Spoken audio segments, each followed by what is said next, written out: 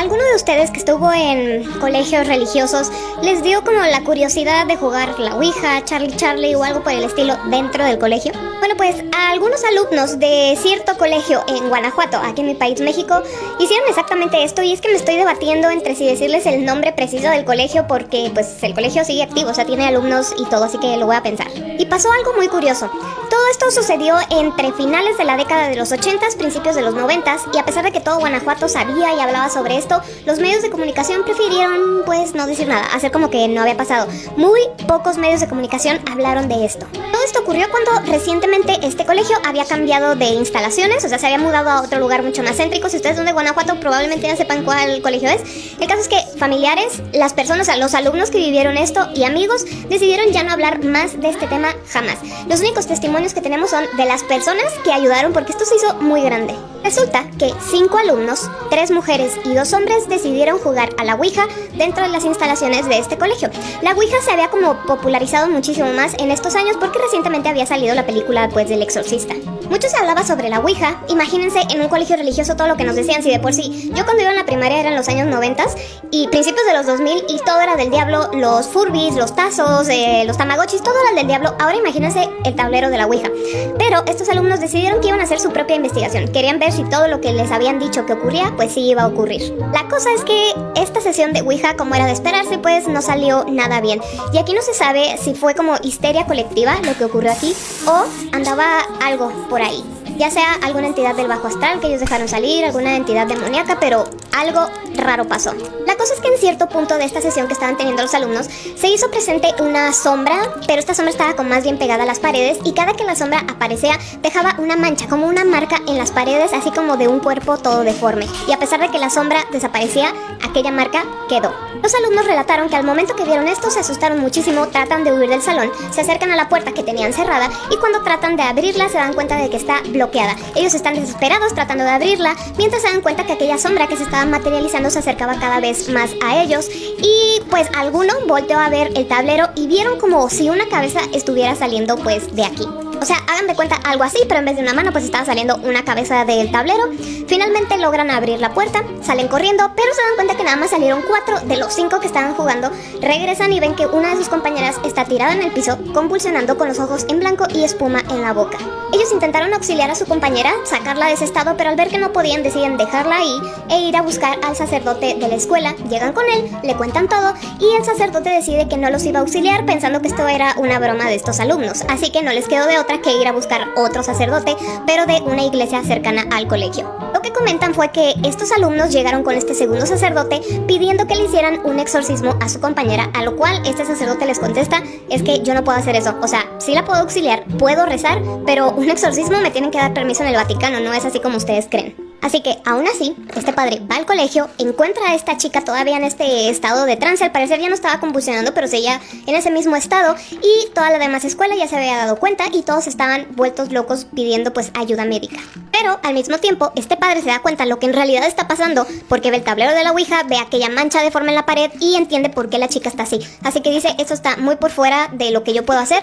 Toma en sus brazos a la chica y la lleva a la Basílica Colegiata de Nuestra Señora de Guanajuato, que es una iglesia, y cuando está a punto de llegar, lo alcanzan los paramédicos y pues se la quitan, y ya no dejaron que entrara aquí para que resolvieran esta situación. Le dijeron: esta chica pues no necesita nada de exorcismos, necesita ayuda médica urgente. Fue internada junto con otra chica que estaba teniendo una crisis nerviosa. Hasta aquí ustedes podrán tener sus dudas de que esto fue histeria colectiva, de que pues en realidad sí necesitaba ayuda médica y todo lo que ustedes quieran, pero aquel salón donde jugaron y quedó la mancha, ahí se quedó año tras año tras año. O sea, incluso trataron de taparla con pintura y después volvía a salir aquella mancha, hasta el punto que mejor clausuraron el salón y nunca más fue utilizado. Algunos otros alumnos decían: no, en realidad no fue clausurada, pero sí nunca lo volvieron a usar. ¿Casualidad? ¿Ustedes qué opinan? Respecto a los alumnos, todos sanaron, o sea, todos salieron del hospital, todo muy bien. Algunos tuvieron recaídas a lo largo de su vida, recaídas emocionales por esto que les había sucedido. Otros pues vivieron como si nada hubiera pasado, pero el hecho es que decidieron que ya no iban a hablar nada al respecto, ni ellos, ni familiares, ni amigos cercanos. Hace algunos años, más o menos como por el 2016, esto salió a la luz de nuevo en grupos de Guanajuato, y muchos ponían como las experiencias de los que fueron a ese colegio años después y cómo se seguía hablando de aquella mancha y de todo lo que había sucedido. Desafortunadamente pues pasaron ya 8 años y no estoy en ningún grupo de Guanajuato porque no vivo ahí, pero si ustedes son de ahí y saben dónde es el colegio, qué fue lo que pasó o algo por el estilo, pues lo pueden decir porque a mí me da mucha curiosidad qué fue lo que en realidad pasó. Y siempre en colegios religiosos hay este tipo de historias, desde que, no sé, la construyeron en un cementerio, este salón está maldito, no vayas ahí, esta, no sé, la monja se porta raro, cosas así, siempre hay algo en escuelas religiosas. Como experiencia personal rápida, yo iba en una escuela de monjas y había una capilla como al fondo de mi colegio, o sea, como en el patio, y siempre estaba cerrada, como que no nos dejaban entrar ahí ni nada. Cuando había misa nos llevaban a otro lugar, cosa rara, y sí decían entre alumnos, es que ahí pasaron cosas raras y una vez se encerró una chica y no sé qué, y sí se escuchaban ruidos raros, o sea, pudo haber sido cualquier cosa, pero eso alimentaba más pues esta historia. Y bueno, esta historia que les acabo de contar de Guanajuato la consideran como relativamente nueva a comparación de otras historias u otras leyendas que haya en el estado. Así que bueno, ¿ustedes qué opinan? Y yo como siempre los estoy leyendo. Una vez era de noche y yo estaba con una amiga, ya que estábamos haciendo una pijamada. Nosotras éramos las únicas que estábamos en la casa, ya que mis papás estaban de viaje y mis hermanos estaban en una fiesta. Luego de ver una película, decidimos irnos a dormir ya que ya era muy tarde, y cuando ya estábamos a punto de dormirnos, se escuchan ruidos de perros abajo. Yo pensé que, de seguro era un perro de la calle, ya que no teníamos perros porque estábamos continuamente de viaje. Mi amiga se asusta y me dice que tendríamos que ir a ver. Yo le digo que no le dé tanta importancia y que intente dormir. Después de unos minutos, se dejan de escuchar esos ruidos. Al día siguiente nos despertamos y todavía mis hermanos no habían llegado. Yo le dije a mi amiga que no se preocupe, ya que de seguro se habrían quedado a dormir en la casa de un amigo. Ella me dice que nos cambiemos, así íbamos a comprar comida. Luego de cambiarnos estábamos por salir, pero encontramos una carta que decía si quieren seguir con vida esta noche, deberán cumplir estas reglas. Primero que nada, deben quedarse todo el día en la casa. Si alguna de las dos sale, las dos sufrirán las consecuencias. Segundo, deben de estar todo el día revisando su casilla de mensajes, ya que allí les llegará el anuncio de los retos que deberán hacer. Tercero, deben elegir una habitación que será el cuarto seguro, ya que al comenzar a hacer los retos, deben de estar allí y al terminar de hacer cada uno de los retos correctamente, deberán ir allí y tratar de dormir. Después de que nosotras terminamos de leer eso, entramos rápido a la casa y decidimos que el cuarto seguro sería la habitación de uno de mis hermanos, ya que su habitación era la más grande. Luego empezamos a tapar todas las ventanas con toallas de baño. Desde entonces estuvimos todo el día pendientes a nuestra casilla de mensaje. Más o menos a las 8 de la noche nos llegó un mensaje diciendo los 10 retos para sobrevivir esta noche. El primer reto es encender todas las luces de la casa. Al no estar encendidas todas las luces a las 8:15, le descontará puntos.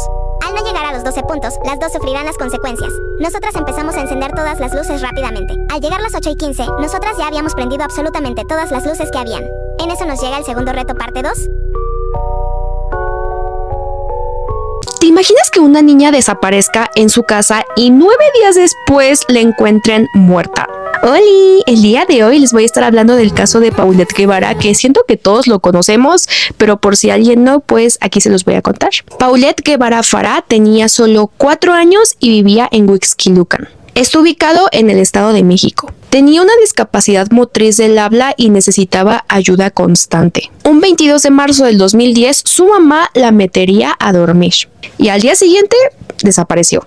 Durante 9 días, médicos, policías, sus padres hicieron una búsqueda intensa. Hasta se grabaron entrevistas dentro del cuarto de Paulette y nadie encontró nada hasta el 31 de marzo, o sea, 9 días después. El cuerpo aparecería entre el colchón y la base de la cama. La versión oficial diría que ella se cayó entre esa parte y se asfixió y se murió.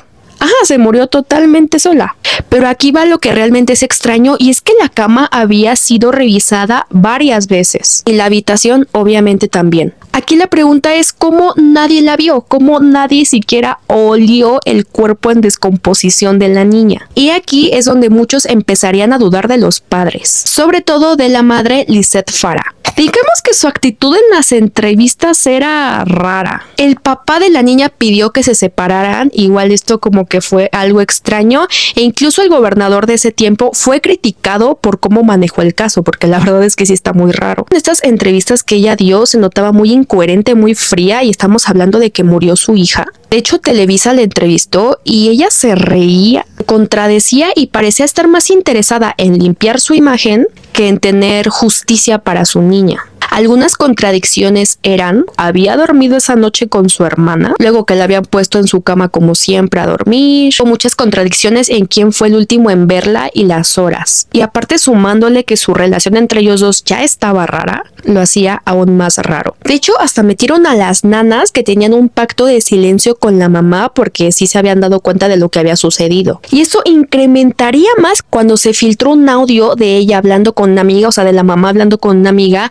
donde le decía cómo debía hablar sobre ella y expresarse como para que no sospechara nada. Juntando todo esto, es por eso que las personas están seguras que tal vez la mamá fue la que cometió todo esto. Imagina que una noche estás en tu casa solo estudiando y estás usando tus audífonos para que ningún ruido te desconcentre. Y después, de la forma más aterradora posible, te das cuenta que esto es lo mejor que pudiste haber hecho, ya que si hubieras hecho algo diferente, probablemente ya no estarías con vida. Esta es una historia de un chico al que le vamos a llamar Darío. Darío estaba en su tercer año de secundaria y una noche su papá y su mamá tuvieron que salir a una cena. Él tenía demasiada tarea, así que decidió quedarse en casa solo. A pesar de que era una cena, sus papás habían ido de su casa alrededor de las 6 de la tarde. Desde que ellos se fueron, Darío se sentó en su escritorio, en su cuarto, para hacer un montón de tarea que él tenía trazada. Mientras estaba haciendo su tarea, él tenía sus audífonos escuchando música a todo volumen. Y esto lo hizo más que nada porque afuera estaba cayendo un tormentón que hacía mucho ruido y él no quería desconcentrarse. Su escritorio estaba frente a la ventana, entonces si él levantaba la vista, lo que veía era la lluvia, los truenos y los relámpagos. Los papás de Darío regresaron a casa alrededor de las 11 de la noche y como Darío tenía vista hacia su ventana, pudo ver en el momento que sus papás se estacionaron frente a su casa. En cuanto él ve que llegan, se quita los audífonos y en cuanto escucha que abren la puerta principal, también escucha cómo su mamá comienza a llamarlo de una forma bastante enojada. Escuchaba que su mamá gritaba: Darío, ¿qué fue lo que hiciste? Así que Darío baja corriendo la escalera confundido porque él no se había levantado de su silla. En cuanto Darío llega al piso de abajo, ve que su mamá lo está viendo de una forma furiosa, señalando el piso y diciéndole: Darío, ¿este fuiste tú? Darío voltea hacia abajo y es cuando nota que había huellas de lodo por toda la alfombra de la casa. Darío le dice: mamá, yo no tengo idea cómo es que eso llegó ahí porque no me he levantado de mi escritorio desde que ustedes se fueron. Darío pudo ver cómo la mirada de su mamá cambiaba de furiosa a confundida y después a asustada. Y Darío pudo sentir que él estaba teniendo este mismo cambio en su mirada porque los dos se dieron cuenta al mismo tiempo. Alguien más había estado en la casa. Darío, junto con sus papás, se pusieron a seguir el rastro de esas huellas tratando de darle sentido a toda esta situación. Empezaron por la puerta trasera de la casa que normalmente ellos no cierran con seguro. Y es cuando se dan cuenta de otra cosa. Las huellas sí comenzaban en la puerta trasera de la casa, pero no se veía que nadie hubiera salido. Mientras los tres estaban concentrados en esto y dándose cuenta cada uno en su cabeza de lo mismo, escuchan un ruido bastante fuerte que hacía que retumbara toda la casa. El sonido se producía de la puerta principal de la casa que se abría y se cerraba de una manera bastante fuerte. Al notar esto, los tres corren hacia la cochera cerrando las puertas de la casa atrás de ellos e inmediatamente la mamá de Darío llama a la policía diciéndoles: por favor vengan rápido, creo que hay alguien en mi casa. Después de lo que parecieron horas, por fin llega una patrulla con dos policías, un hombre y una mujer. Un oficial se quedó con ellos en la cochera preguntándoles qué era lo que estaba pasando, cuál era la situación que habían visto, mientras el otro oficial se metía a la casa para revisar. Recorrió habitación por habitación, fijándose abajo de las camas, adentro de los closets, en los baños, en todos lados. Cuando el oficial regresa con la familia de Darío, el que estaba inspeccionando toda la casa, les dice: miren, ya revisé todo, no hay absolutamente nadie en su casa, así que es seguro para ustedes que puedan entrar de nuevo. Ellos suspiraron de alivio y mientras iban caminando hacia la casa, el policía pregunta: oigan, ¿de quién es la habitación de la parte de arriba a la izquierda? Todos voltean hacia el mismo tiempo con el oficial y Darío contesta: es mi habitación. Así que el oficial les dice: miren, es seguro que ustedes entren, no hay nadie, pero les tengo que mostrar algo, así que síganme. Mientras iban siguiendo al policía, ya dentro de la casa, pudieron ver el... Imagínense que su hermanita, primo, sobrinita, lo que ustedes quieran, un bebé recién nacido, les hable, y no me refiero a tata, papá, mamá, no, sino que les haga una frase completa y que tenga sentido con lo que está pasando. Bueno, pues resulta que en 1817, en el estado de Durango, aquí en México, ocurrió algo así. Si de por sí en estos tiempos esto sería bastante extraño, imagínense cómo lo tomaron en aquellos años. Resulta que en una familia, pues recién había nacido un bebecito. Tenía solamente 4 días de nacido y ese bebé tenía una hermana mayor de tan solo 7 años. Esta hermanita estaba cuidando al bebé cuando la mamá escucha que esta niña sale gritando, asustadísima, del cuarto y le dice: mamá, el bebé me acaba de hablar. La mamá le pregunta: ¿qué te dijo? O sea, a lo mejor nada más estaba balbuceando, pero no, le había dicho una frase perfectamente bien hecha. Porque las palabras que escuchó esta niña que salieron de la boca del bebé fue: no le des tan fuerte a la cuna porque me duele la cabeza. Lo que obviamente asustó a esta niña porque le pareció bastante tenebroso cómo es que su hermanito estaba hablando. Como les dije, la mamá evidentemente pues no lo creyó y le dijo: no te preocupes, vamos otra vez al cuarto para que veas que tu hermanito no está hablando, simplemente fue como, no sé, producto de tu imaginación, no sé, escuchaste otra frase de otro lado y pensaste que era tu hermano y entran a la habitación. Entonces la mamá, pues como escuchan, el bebé estaba en su cuna, entonces la mamá como que empieza a mecer, ya saben, otra vez la cuna y el bebé repite la frase: no le des tan fuerte a la cuna porque me duele la cabeza. La mamá no estaba preparada para la impresión que acababa de tener y lo único que se le ocurrió fue ir por el cura a la iglesia del pueblo. Que por cierto no les dije en dónde pasó, en el poblado de Santiago Papasquiaro, como les dije, en Durango. El cura tampoco creyó lo que la mujer le estaba diciendo, pero para tranquilizarla le dijo: sí, vamos a ver a tu hijo para ver qué es lo que está pasando. Entonces llega el padre, pues ya el bebé no está diciendo nada y empiezan a mecer la cuna y el bebé dice otra frase muy parecida, pero le dijo: padre, no le mesa tan fuerte la cuna porque me duele la cabeza, y que tampoco la mesa ni el alcalde ni nadie. ¿Y qué fue lo primero que pasó al escuchar esto? Pues que todo el pueblo se enteró y además el alcalde fue a ver si era cierto, ya que esto era un hecho insólito, poco creíble y la gente tenía sus dudas, así que lo que hicieron fue sacar al bebé de su cuna para ver dónde estaba el truco. Digo, en esos años no había como grabadoras o algo así, pero sí, para ver, descubrir qué era lo que estaba pasando, pero no encontraron absolutamente nada más que sábanas, cobijas y cosas de bebé. Lo checaron debajo de su ropa, por todos lados, no había nada. Imagina que tus papás te mandan a recoger algo o a ir a la tienda. Tú vas, haces lo que te pidieron, regresas a casa y, casual, descubres que pasaron 50 años, todo lo que tú recordabas ya cambió, tus papás están mucho más grandes de edad y además te estuvieron buscando por estos 50 años porque no supieron qué te pasó.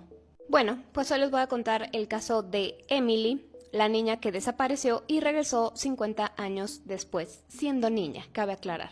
Esta historia es muy conocida en Estados Unidos ya que ocurrió en Alabama en el año 1905. Esta era una familia conformada por los dos padres y su hija de 5 años llamada Emily. Los papás de Emily le pidieron a la niña que fuera al bosque a recoger unas bayas porque querían hacer un postre. Esto ya era costumbre para ellos. Emily hacía esto todo el tiempo y regresaba sin ningún problema.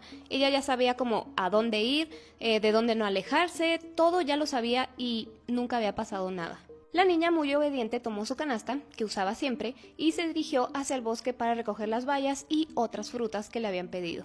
Era normal que la niña se tardara unos cuantos minutos en hacer esto, pero al ver que ya habían pasado varias horas, ya fue que se dieron cuenta que la niña estaba tardando demasiado, seguramente algo malo había pasado. Los padres desesperados salieron a buscarla gritando su nombre por todas partes y la niña no aparecía. Muy alarmados, también les pidieron a vecinos y amigos que se unieran a la búsqueda y por más que buscaron alguna pista, ropa, la canasta que traía, lo que sea, no encontraron nada, como si se lo hubiera tragado la tierra. Durante semanas se siguió con la búsqueda, ya que en el pueblo se habían formado grupos y estos grupos salían a diferentes partes del bosque a seguir buscando a la niña. Incluso buscaron ya muy en las profundidades porque había un barranco en la zona y ni ahí había nada. Que la búsqueda no diera resultados, ya se imaginarán, los padres de Emily estaban totalmente destrozados, no se podían recuperar de la pérdida de su hija y a pesar de que ellos eran una pareja joven, no quisieron tener más hijos. Todas las noches el matrimonio rezaba por el descanso eterno de su hija porque a pesar de que no encontraron el cuerpo como tal, ellos estaban seguros de que su hija había fallecido. Pasaron los años, más de 50 años, y a la mamá de Emily le gustaba mucho sentarse todos los días al frente de su casa para mirar el paisaje. Y de repente notó que a lo lejos venía una niña acercándose a su casa. Sus ojos no podían creer lo que estaba viendo, porque esa niña que se acercaba a su casa era su hija, Emily. Imagina que tu mejor amigo o tu mejor amiga de repente comienza a comportarse diferente, comienza a tener comportamientos extraños y te dice cosas extrañas, ya no sale al recreo, ya no habla con nadie, no sale a desayunar y cuando tú le preguntas qué es lo que pasa, te dice que la mujer que está al fondo del salón no la deja salir y por más que tú buscas, ahí no hay nadie. Esto ocurrió en el estado de Hidalgo, en México, y es muy sonado todavía por allá. Esto ocurrió en 1978 en un convento que también fue convertido en escuela de puras niñas. Este convento había sido dividido en dos, en una parte estaba pues donde vivían las madres y del otro lado estaba esta escuela, que era bastante sofisticada, es decir que solamente las personas de mucho dinero podían pagar para tener a sus hijas ahí. Las monjas decían que esta generación de niñas que tenían en el convento eran como particularmente más traviesas que otras generaciones que ya habían tenido, así que no se les hacía raro que las niñas dijeran o hicieran cosas extrañas de vez en cuando. Todo parecía ir muy normal, pero había una niña en cuestión que es la protagonista de esta historia llamada Marta. Marta era una niña muy alegre, como muy competitiva, muy estudiosa y de repente comenzó a retraerse de la nada. Realmente es que nadie sabía lo que le sucedía y su maestra notó esto, pero pensó que eran pues cosas de la edad y que con el tiempo esto se le pasaría, pero ese no fue el caso. Entre más pasaban los días, notaban a Marta cada vez más retraída, más triste, como que en realidad algo grave le estaba pasando y su maestra no podía imaginar qué era lo que le estaba sucediendo porque esta niña tenía absolutamente todo lo que uno podría imaginar, pero le preocupaba su comportamiento, así que mandó llamar a sus padres. Recuerden que era un convento, entonces ahí dejaban a las niñas para que ahí vivieran mientras estudiaban. La maestra pensó que tal vez tenían problemas familiares, ya que los papás de Marta sí le ponían mucha atención y cuando iban a verla, que era muy seguido, pues sí hablaban y convivían y todo parecía ir normal y bien.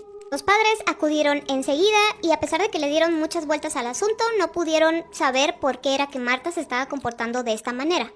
Los días siguieron pasando y las cosas con Marta siguieron empeorando. Ella, les digo, cada vez estaba más retraída, incluso dejó de salir al recreo y ya no se juntaba con sus amigas para nada. Todos los de la escuela le preguntaban qué era lo que le pasaba, pero simplemente Marta no contestaba nada. Marta tenía una mejor amiga llamada Carla, y Carla pues quería ayudarla, pero ella sabía que para ayudarla primero tenía que saber qué era lo que le estaba sucediendo a Marta. Carla se acercó con Marta y le preguntó: Marta, ¿qué es lo que te pasa? Porque ella no quieres jugar con nosotras, ni comer con nosotras, ni nos hablas, ni nada. Y al principio Marta no contestaba, pero Carla le siguió insistiendo hasta que ella le contestó. Y lo que Marta le confesó fue que desde hace unos días atrás ella estaba viendo a una mujer con pelo blanco que la llamaba. Además le dijo de que esta señora se ponía como al fondo del salón y al parecer solamente Marta podía verla porque volteaba a ver a las demás y ninguna parecía notar que ahí estaba esa señora. Y le dijo: incluso aquí está ahorita, porque ellas se encontraban en el salón al momento de esta conversación y por más que Carla volteó a ver dónde era que estaba esta señora de pelo blanco, pues ella no vio a nadie.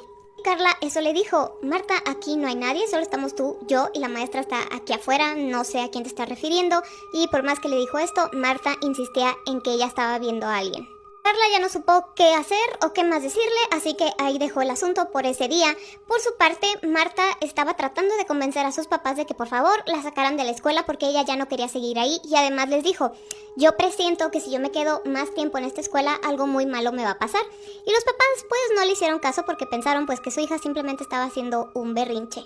Además de que era una muy buena escuela, realmente no había ningún incidente más que la niña diciéndoles me quiero salir, pero ella tampoco les dijo a sus papás estoy viendo a esta mujer ni nada de esto. Pasan otro par de días, la situación seguía igual y Carla busca a Marta, ya que Marta siempre se quedaba sola en su salón cuando las demás estaban en recreo, desayunando, jugando y demás, así que cuando llega al salón la ve ahí sola y como Carla no podía comprender muy bien qué era lo que le estaba pasando a Marta, le sigue insistiendo: oye, pues vente con nosotras a jugar. Y aquí es donde Marta le dice: es que la señora que te dije no me deja salir de aquí. Carla a ese punto como que ya estaba cansada de que le dijera esto y realmente es que no le creía totalmente lo que Marta le estaba diciendo, así que le dijo: bueno, pues si te quieres quedar aquí, pues aquí quédate, yo me voy a jugar. Y cuando estaba a punto de salir, Marta le bloquea la salida y le dice: no, por favor, no me dejes con ella sola aquí. Además le comentó que tenía mucho miedo. Carla, pues era una niña, ¿qué podía hacer? Lo único que intentó fue tratar de tranquilizarla, pero al mismo tiempo tranquilizarla para ella poder irse porque esta situación ya se estaba volviendo demasiado para ella. Carla solamente trataba de convencerla de que aquí no hay nadie, no sé de qué hablas, yo no escucho que nadie te esté hablando ni que te esté diciendo cosas, así que me voy a salir porque ya casi está por terminar el recreo y yo quiero terminar mi comida. Por más que Marta le pidió que se quedara, pues cuando pudo, Carla tomó sus cosas y se salió del salón. ¿Qué harían ustedes si un día en su ciudad de repente dan el aviso de que a las 6 de la tarde va a llegar a la iglesia local una mujer que está poseída para que tengan cuidado? Pues esto sucedió en Celaya. Resulta ser que el 17 de mayo de 1978 este anuncio se dio por radio en Celaya. Ya se imaginarán el pánico y la angustia que sintieron todos al escuchar la noticia que decía: a las 6 de la tarde en punto llegaría desde el municipio de Salvatierra a la iglesia del Carmen una mujer encadenada ya que se encuentra poseída. Muchísimas personas se acercaron al lugar, a la iglesia. Algunos de ellos pensaban que esto simplemente era una equivocación, que tal vez el anuncio estaba mal y querían constatar que esto sí fuera a pasar o no. Había gente casi creando una muralla humana por todo el largo de la calle. Cuando, a la hora señalada, llegó un vehículo aquí a la iglesia acompañado por policías y 3 frailes. Ellos se bajaron con las capuchas en sus cabezas, en las manos traían rosarios ya que no dejaban de rezar. La gente viendo cómo se bajaban uno por uno, hasta que por fin vieron que bajó una misteriosa mujer que venía encadenada de los pies y una cuerda sujetaba su boca. Tenía una venda en los ojos y le faltaban varias partes de su cabello. Entre las personas que estaban viendo todo esto, se empezó a crear como un teléfono descompuesto, ya que los comentarios que se hacía era que esta mujer había desvivido a su papá a puro arañazo y mordidas, que el agua bendita era lo que lo estaba manteniendo tranquila porque ella podría fácilmente romper esas cadenas, quitarse la venda y salir huyendo. Al día siguiente, la gente seguía aquí en la calle a la espera de ver a la mujer poseída o qué pasaba con la situación. Decían que esta mujer estaba tan poseída que de hecho la iban a enviar a Roma para que ahí le realizaran un exorcismo mucho más fuerte. Los policías salían de vez en cuando de la iglesia para dar como informes y en una de esas veces uno dijo que esta mujer ya estaba en las mazmorras de este lugar. Pero hasta afuera las personas lograron escuchar los gritos, las maldiciones, los rezos y todo lo que estaba ocurriendo aquí adentro. Y la situación se ponía cada vez más crítica porque entraban y salían médicos, además de que más y más policías entraban al lugar. Pasó todo ese día y al día siguiente las personas seguían aquí a la expectativa de ver qué ocurría con esta mujer. Se seguían escuchando gritos incontrolables, maldiciones, los frailes rezaban en voz alta casi gritando palabras de la autoridad. Era un caos. Entre golpes, gritos y rezos, a las 3 de la tarde salieron 2 frailes acompañados de la policía para dar una noticia que nadie se esperaba, pero que todos temían. ¿Cuál era? La mujer poseída. La mujer poseída ha escapado.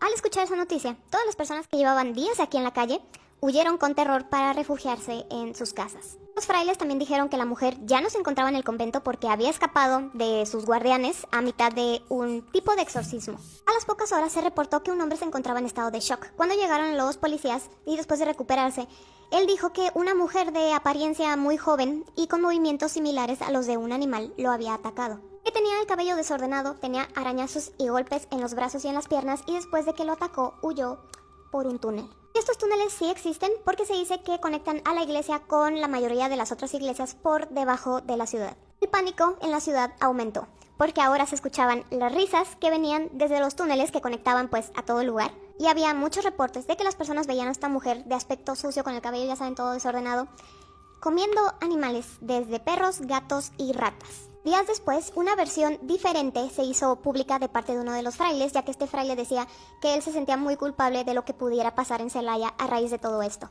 Lo que pasaba era que esta mujer iba a ser llevada a Roma para que ahí le practicaran un exorcismo profesional, pero que no podían sacarla con toda la gente que estaba alrededor de la iglesia. Y por eso habían decidido utilizar los túneles para pasarla a otra iglesia y de ahí sacarla y llevársela a Roma. Pero que cuando estaban haciendo esta travesía, a mitad de camino por los túneles, la mujer rompió las cadenas y escapó. Ya que según el testimonio de este fraile, esta chica tenía una fuerza sobrehumana, una voz ronca y aterradora y que sus ojos parecían que brillaban en la oscuridad. El tiempo pasó y aparentemente nunca atraparon de nuevo a esta mujer. Y si ustedes se preguntan, bueno, ¿cómo sobrevivía? Recuerden que ella pues comía animales, se comía la carne cruda y gracias a esto sobrevivía después de que hacía estas apariciones.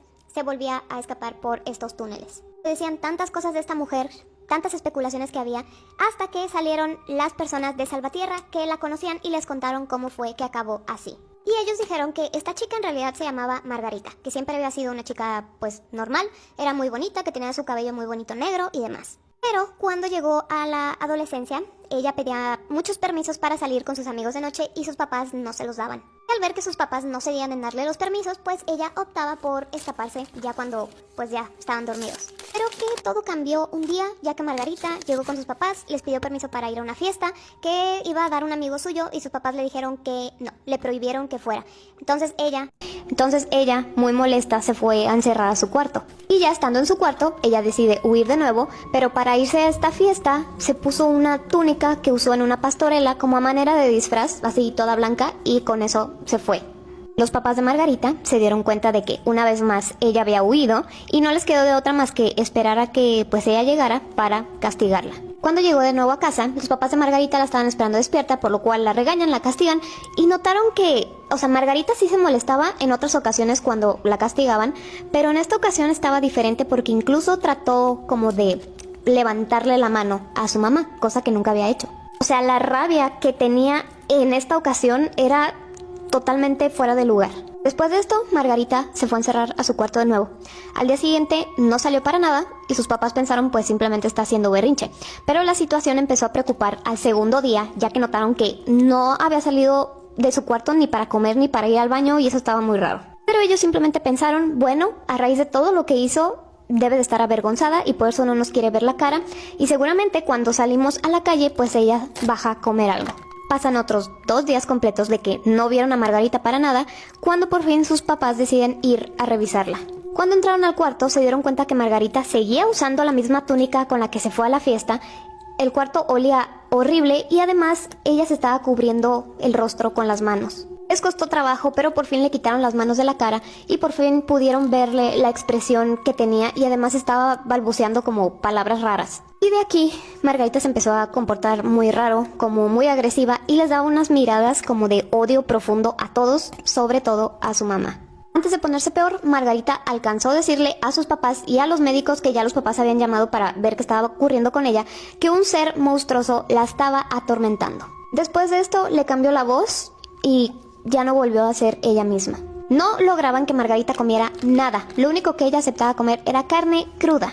Si no le daban carne cruda, podía pasar días y días y días sin comer nada. La iban a visitar diferentes sacerdotes ahí a su casa, hasta que se tomó la decisión que se iba a trasladar al Templo del Carmen y que ahí mismo, en los sótanos que tiene la iglesia, se iba a realizar el exorcismo. Y dice la leyenda que aún en estos tiempos se pueden escuchar los gritos desgarradores de la que le llaman la endemoniada de Celaya.